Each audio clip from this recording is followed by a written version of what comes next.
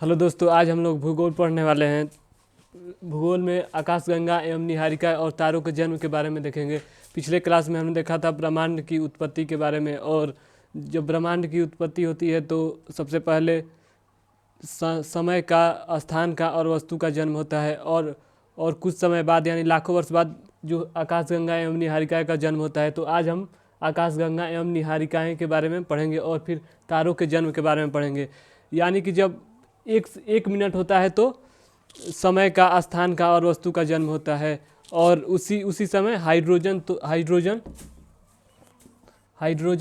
Helium में change होता है, जिसकी वजह से बादलों का निर्माण होता है। बादलों का निर्माण होता है। इतना हम लोगों ने पिछले क्लास में देख लिया था। आज इसके ही आगे देखेंगे। जब हाइड्रोजन हीलियम में चेंज हो रहा था, जिसकी वजह से बादलों का निर्माण होता है। और इसके ही आगे जब बादल का निर्माण होता है तो जो बादल थे आप अलग अलग संकुचित होना स्टार्ट हो जाते हैं। यानी कि संकुचित होना स्टार्ट हो जाते हैं। यानी कि संकुचित मतलब जो बादल अलग अलग थे एक झुंड में आकर मिलने लगते हैं, जिसकी वजह से आकाशगंगा एवं निहारिका का जन्म होता है। यानी कि जो बादल थे, जो जब हाइड्रोजन हीलियम में चेंज हो रहा था तो बादल का निर्माण होता है। और यही बादल संकुचित होना स्टार्ट हो जाते हैं, जिसकी वजह से जो बादल थे आपस में झुंड की आकार में बना लेते हैं। जैसे आकाशगंगा एवं निहारिका का जन्म होता है। जो आकाशगंगा है इसमें तीन भुजा है। आकाशगंगा असल में 3 प्रकार का है। तो आइए देखते हैं आकाशगंगा कौन कौन सा है।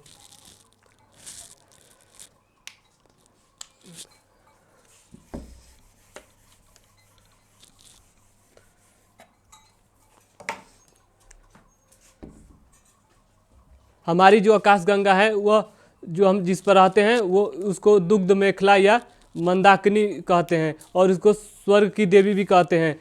तो आकाशगंगा यानी आकाशगंगा 3 प्रकार का होता है। पहला जो होता है सर्पिलाकार होता है, इस आकार का होता है। और जब हम ऊपर से देखते हैं तो हमारा जो आकाशगंगा है तरी नुमाकार दिखाई देता है, यानी इस तरह दिखाई देता है। और इसमें सर्पिला जो आकाशगंगा है 3 प्रकार का होता है।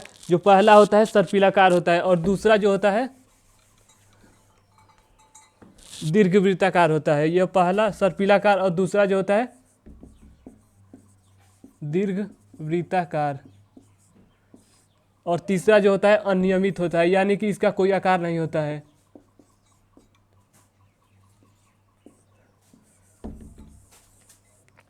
जो तीसरा होता है अनियमित होता है, इसका कोई आकार नहीं होता है। और जो सर्पिलाकार होता है इसमें 3 भुजा होती है, यानी कि इसमें 3 भुजा होती है।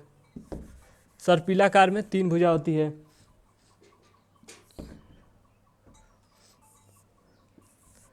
जो पहला होता है, जो पहली भुजा होती है, इसमें पुराने तारे आते हैं। जो पहली भुजा होती है उसमें पुराने तारे आते हैं। और जो दूसरा होता है इसमें सौर मंडल और उसके 8 ग्रह,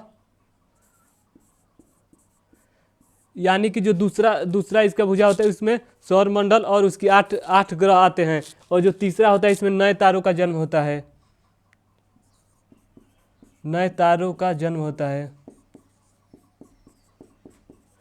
जो तीसरी उसकी भुजा है उसमें नए तारों का जन्म होता है। और जो दूसरी भुजा है इसमें सौर मंडल और उसके 8 ग्रह आते हैं। और जो पहला होता है इसमें पुराने तारे आते हैं। यानी कि जब आकाशगंगा इस तरह से चक्कर लगाती है तो इसके साथ साथ जो सौर मंडल है ये भी चक्कर लगाते हैं। यानी कि हमारी जो आकाशगंगा में ही सौर मंडल है, जो कि दूसरी भुजा में सौर मंडल है।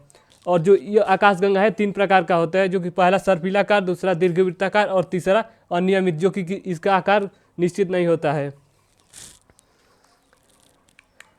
और जो बीच में होता है इसको ब्लज कहते हैं। जो बीच में होता है इसको ब्लज कहते हैं, यानी कि यहाँ पर ही ब्लैक होल होता है, जो कि अन्य जो इसके आसपास तारे रहते हैं उसको यह आकर्षित करता है। इसमें बहुत ही ज़्यादा गुरुत्वाकर्षण होता है, जिसको ब्लज यानी कि ब्लैक होल कहते हैं। चलिए तो इसके आगे फिर देखते हैं।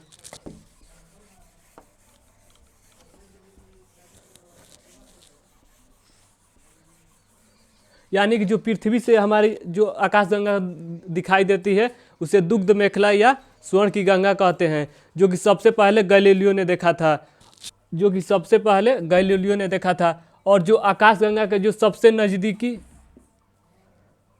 आकाशगंगा के जो सबसे नज़दीकी आकाशगंगा है, यानी कि लाखों आकाशगंगा है, तो आकाशगंगा के जो सबसे नज़दीकी आकाशगंगा है उसको देवयानी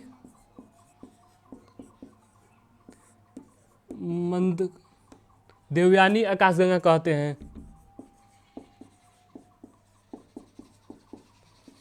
यानी कि जो आकाशगंगा के जो सबसे नज़दीकी है उसको देवयानी आकाशगंगा कहते हैं। यानी कि ये आकाशगंगा जो दुग्ध मेखला जिस पर हम रहते हैं ये है, और एक अन्य आकाशगंगा देवयानी जो कि सबसे इसकी नज़दीक है, जो कि 22 लाख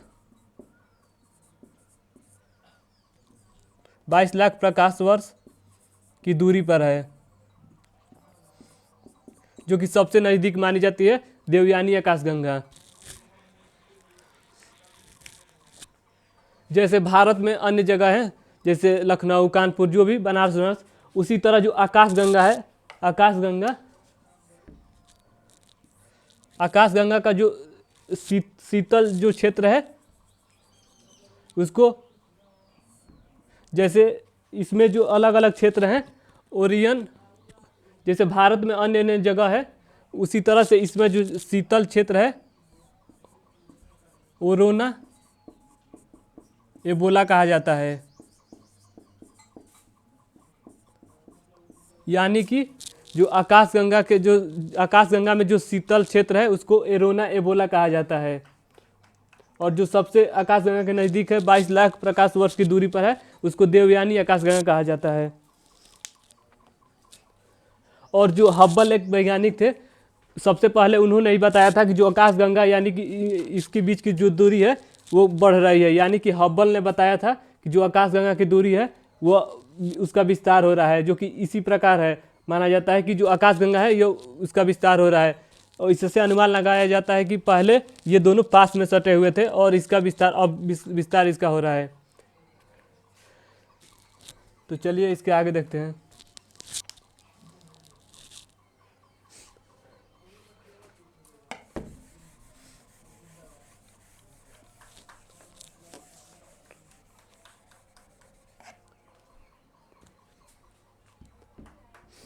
हमने देखा आकाशगंगा 3 प्रकार का होता है। पहला सर्पिलाकार, दीर्घवृत्ताकार और अनियमित होता है, जो कि सबसे पहले आकाशगंगा जो देखा था गैलीलियो ने देखा था। जो आकाशगंगा के जो सबसे नज़दीक है उसको देवयानी कहा जाता है, देवयानी आकाशगंगा। और जो आकाशगंगा में जो सबसे शीतल क्षेत्र है ओरेयन नेबुला है। और हम इसके आगे फिर देखते हैं आकाशगंगा में निहारिकाएं और फिर तारों का जन्म कैसे होता है। यानी कि जब हाइड्रोजन हीलियम में चेंज हो रहा था, जिसकी वजह से बादल का निर्माण होता है।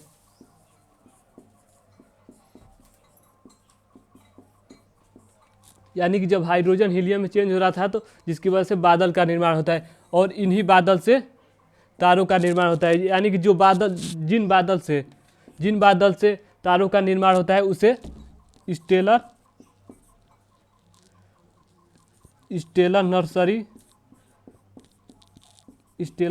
कहते हैं। यानी कि जिन बादल से तारों का निर्माण होता है उसे स्टेनल नर्सरी कहते हैं। और इन्हीं बादल से जब गुरुत्वाकर्षण की शक्ति बहुत ही ज़्यादा हो जाती है तो यह बादल सिकुड़ने लगते हैं, जिससे तारों का जन्म होता है। और जब तारों का जन्म होता है तो सबसे पहले इसे आदि तारा कहते हैं। यानी कि जन्म के बाद जो होता है सबसे पहला तारा आदि तारा उसे कहते हैं। आदि तारा। और जो गुरुत्वाकर्षण की वजह से जो बादल होते हैं उसमें वो सिकुड़ते हैं, जिसकी वजह से आदि तारा का निर्माण होता है। और जब यही बादल में गुरुत्वाकर्षण की शक्ति और ज़्यादा बढ़ जाती है, जिसकी वजह से आदि तारा का निर्माण होता है। उसकी वजह से और इसमें और ज़्यादा जब गुरुत्वाकर्षण लगता है, जिसकी वजह से आदि तारा के निर्माण के बाद इसमें टक्कर और ज़्यादा बढ़ जाती है, जिसकी वजह से प्रौढ़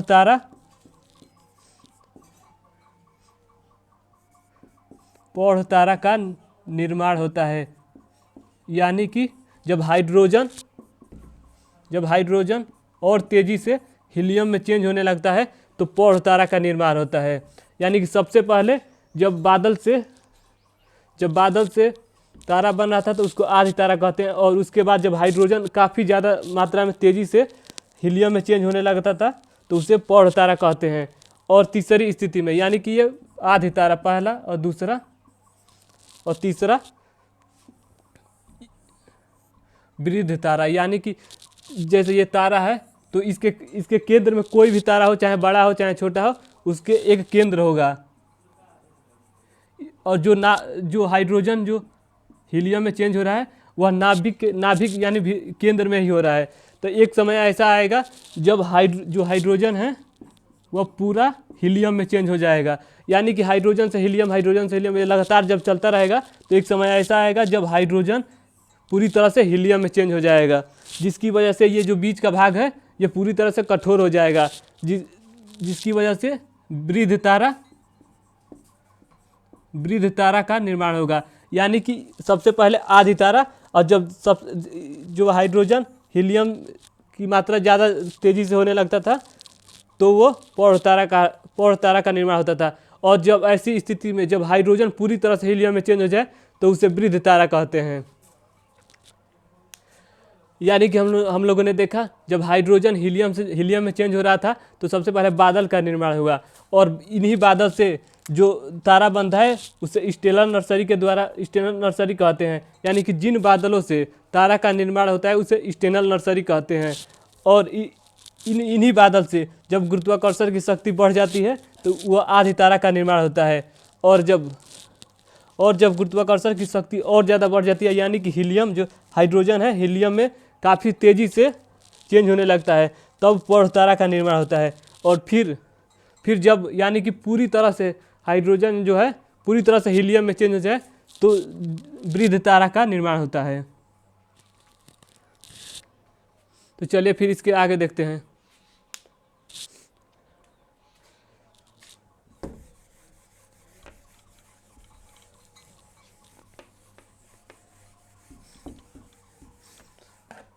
हमने देखा जो तीसरा यानी कि जो वृद्ध तारा है,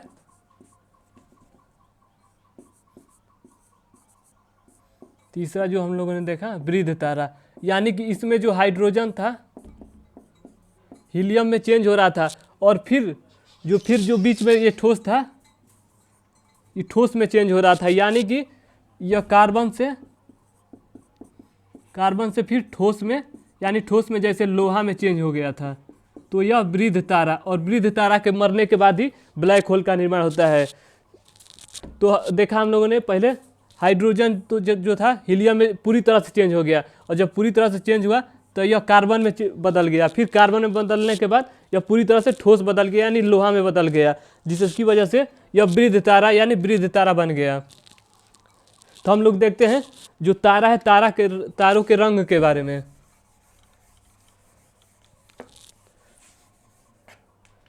हम लोग देखते हैं तारों के रंग के बारे में। जो तारों के रंग हैं,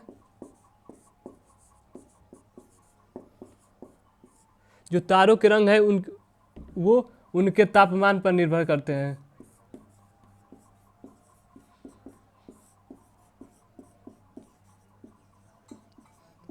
यानी कि जो तारों के रंग है उनके तापमान पर निर्भर करते हैं।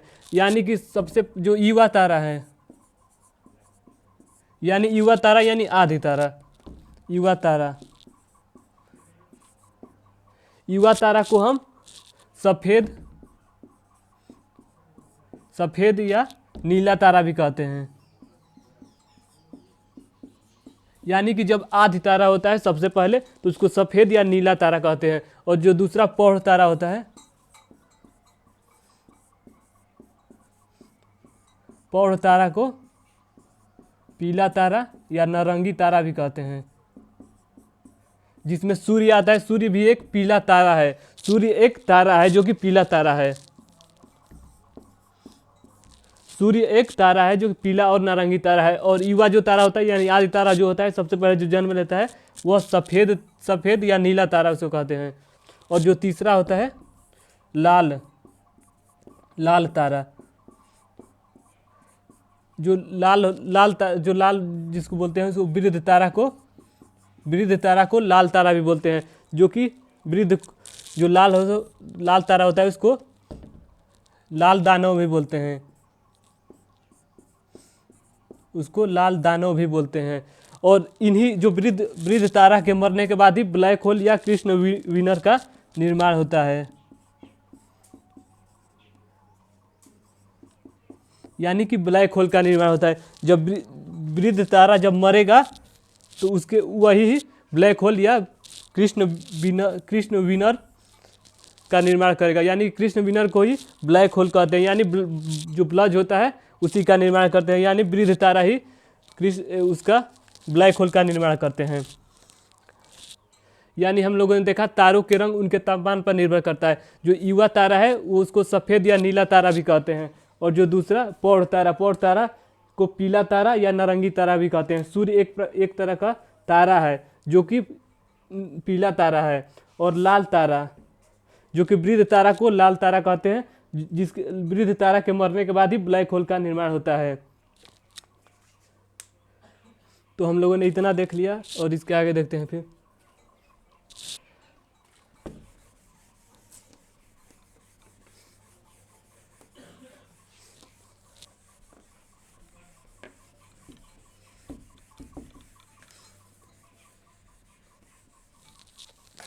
हम लोगों ने देखा आकाशगंगा के निर्माण के बारे में। यानी कि आकाशगंगा जब हाइड्रोजन हीलियम में चेंज हो रहा था, जिसकी वजह से बादल का निर्माण होता है। और वही बादल संकुचित होकर यानी अलग अलग झुंड बनाकर आकाशगंगा का निर्माण करते हैं। और यही जो आकाशगंगा की निर्माण करती है। और आकाशगंगा 3 प्रकार का होता है। पहला सर्पिलाकार, और दूसरा दीर्घवृत्ताकार, और तीसरा अनियमित होता है। जो हम लोग जिस पर रहते हैं वो उस आकाशगंगा को दुग्ध मेखला या मंदाकिनी भी कहते हैं। और जो यह 3 प्रकार का होता है। और पहला जो सर्पिलाकार होता है, इसमें इसकी 3 भुजा होती है। पहली भुजा में जो पुराने तारे हैं वो आते हैं, और दूसरी सौरमंडल और उसके 8 ग्रह आते हैं। और जो तीसरी भुजा होती है उसमें नए तारों का जन्म होता है। और सबसे पहले जो आकाशगंगा को देखा था वह गैलीलियो ने देखा था। और जो आकाशगंगा में जो शीतल क्षेत्र है उसको अरोना ओरियन, जो आकाशगंगा में जो शीतल क्षेत्र है उसको ओरियन नेबुला भी कहा जाता है। यानी कि शीतल क्षेत्र मतलब जहाँ ठंडी जैसे ये आकाशगंगा है, तो यानी कि यहाँ पर जैसे जहाँ पर भी ठंडी जैसी चीज़ मिलेगी उसी को ही ओरियन नेबुला कहा जाता है। जैसे भारत में जहाँ जहाँ भी ठंडी की जगह है उसको अलग अलग नाम से जानते हैं, उसी तरह से जहाँ जहाँ भी ठंडी जैसी शीतकालीन जैसी भी होगी उसको ओरियन नेबुला कहा जाता है। और जो सबसे और एक हम लोगों ने देखा जो सबसे आकाशगंगा जो यानी कि दुग्ध मेखला की जो सबसे नज़दीक आकाशगंगा है उसको देवयानी आकाशगंगा कहते हैं। और तारों के बारे में देखा हम लोगों ने। तारों के जन्म कैसा होता है, कैसे इसका जन्म होता है। यानी हाइड्रोजन जब हीलियम में चेंज हो रहा था और जिसकी वजह से नाभिकीय संलयन का प्रक्रिया देखने को मिलती है।